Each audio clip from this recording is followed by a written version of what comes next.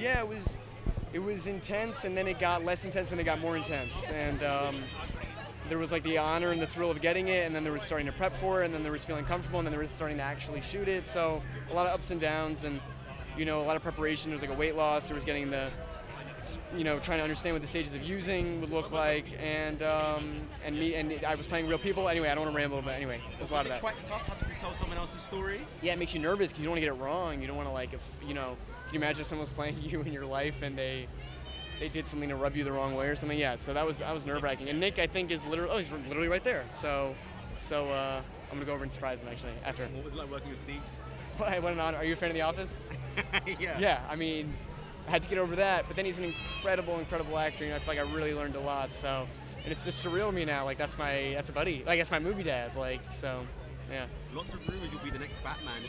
Is this all rumors? I don't know where that came from. I mean, I'm a Batman fan. I think The Dark Knight. I've said it. If people make fun of me, I've said it 1,000 times. Like I love that movie. That movie made me want to act. So, but I don't know. But I think that would be very far away, right? Like I don't think. Like Christian Bale was a young Batman, right? And he was like 38 or something, so. But I mean, look, if it was like The Dark Knight or something, yeah. What would you like people to take away from this movie?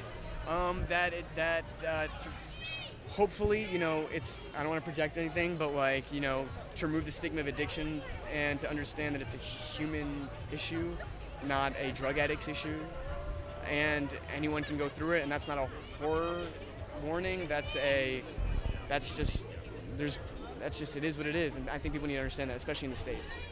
Yeah. This is a little bit removed from something like Brick Tamlin, but I wanted to ask you, coming from a comedy background, did the improvisation side of it help with this relationship on screen?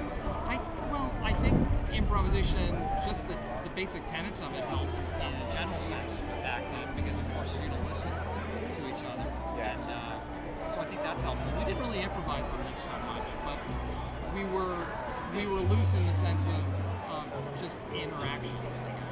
When you read the script for the first time, what was it about the relationship between the father and son that kind of spoke to you? Because I know you're a father yourself.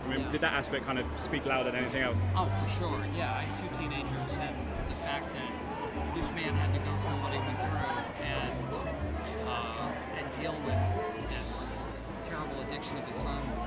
I'm constantly looking for wood to knock, because it could happen to anyone. And I think the fact that it's so relatable and so present in our, certainly in the States, it's rampant. And so I figured it was a good thing to start a discussion about, or at least continue a discussion. Yeah. And just finally, very quickly, we've all seen the trailer for Vice, which is coming out very, very soon.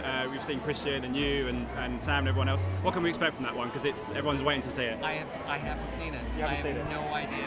It could be almost anything. What was it like with Christian? He's that transformation. He's such a fantastic actor. He's just an exciting actor to be around. Yeah, I think people are going to be blown away. In terms of this movie, what was the biggest challenge for you playing this character? Because he obviously goes through quite murky waters. What was the biggest challenge that you faced? The fact that it's a real guy, and I just didn't want to get that wrong. I felt like if ever anybody that had gone through this experience saw this movie and called bullshit on it, that we would have failed, and so that was nerve-wracking, and so that was probably the most nerve-wracking thing. Yeah. Obviously, I know you're a huge fan of Steve, as am I. Once you got past that barrier, what I'm going to give this to one person real quick. Okay, go. Yeah, I'll grab that. Sorry. When you got past that, how easy was it to grasp a relationship between the two of you? Because it's so pure and so real. Was that an easy thing to grab between the two? We were talking about it earlier today, and it's funny, we're having breakthroughs talking about this thing months into it, but really there was a trust there, and I guess I hadn't thought of it that way, but there was a significant trust. I felt very comfortable immediately. He's a father, he emits dad vibes, and that had escaped me, and then today it becomes so clear to me, of course, I could have been, Steve is a movie star, and I could have been opposite, whatever. You don't know what you're going to get, so. I read somewhere that you had a very long editing process with this one. I just wanted to ask you why you took the decision to take so long. Was it that you just wanted to get it completely right? Yeah, it's not a decision, it's a process. But all my films are films that need time to find their right form. Filmmaking is a journey. I want to embrace whatever comes along my path to make the film better, and you know, taking your time in post-production is part of it. What was it about Timothee? I know you did an audition process to find someone to play Nick. I mean, what was it about him specifically that won you over? I would say his fearlessness as an actor, his genius really lies there. He can, you know, he goes to crazy places, but you couldn't, you know, get away with it if you weren't super gifted and talented, which he is. So that combination. Yeah. And Steve as well. I mean, he's become such a chameleon from doing Anchorman to then doing stuff like Foxcatcher. I mean, it must have been great to work with him and see him come to life in a different way. Yeah, he's just so precise as an actor.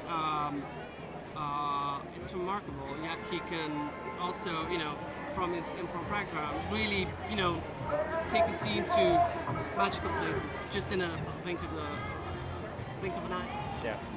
Tell me about the kind of genesis of the project for you as a writer. When did you come on, and what was it about the story that kind of spoke to you? Well, interestingly enough, I read the books and I said to my agent, you know what, I'm not going to go for this job, because I had written this film Candy 10 years earlier. It was like the third last film that Heath Ledger made, and was kind of about my own, based on my own experiences as a heroin addict in my 20s.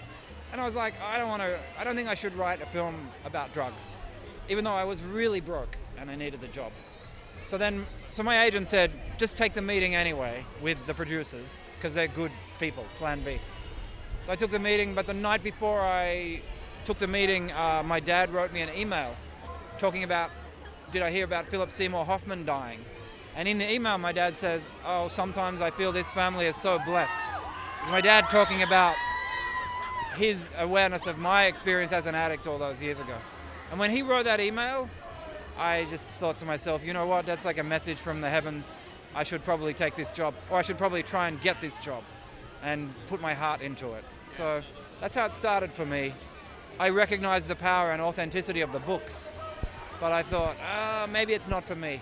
Then my dad wrote me that email, and in Candy, I had not investigated my own relationship with my father because it was too difficult. So there is no father in Candy.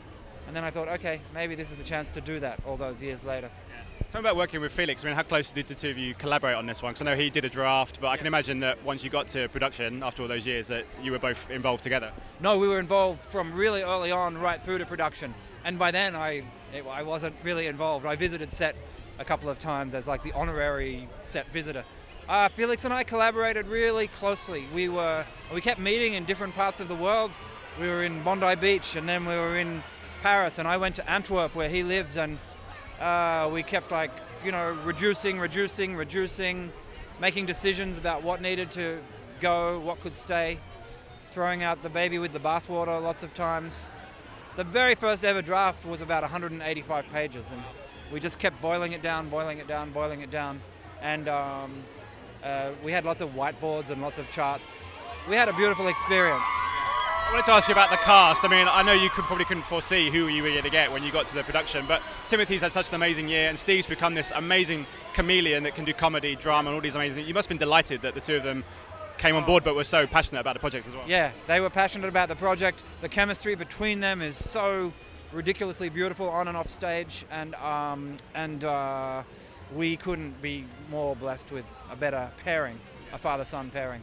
Ladies and gentlemen, you're watching Hey You Guys! Hey You Guys, huh? Hey You Guys. Is that from the Goonies? It is indeed, yes. Nice. Hey